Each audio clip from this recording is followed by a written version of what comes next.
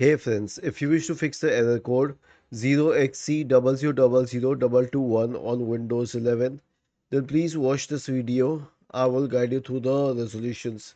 The first solution is an SFC scan. Search for command prompt in the Windows search bar. Click on Run as Administrator. Type the command sfc /scan now and hit enter to invoke the SFC scan. The next solution is a check the scan. So search for command prompt in the Windows search bar. Click on Run as Administrator. Type the command chkdsk /r /f and hit enter. Press Y and hit enter once again. The next solution is a memory diagnostic. Search for memory diagnostic in the Windows search bar and go to Windows Memory Diagnostic. Click on Restart Now and check for problems.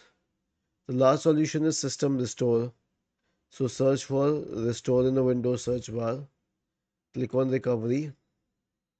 Click on Open System Restore. Click on Next.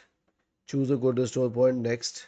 Finish and finally click on Yes to initiate the process. Was this helpful? If yes, then please subscribe to the channel. If not, then let us know in the comment section of the video on how we could help you further. Thank you for watching this video and have a nice day.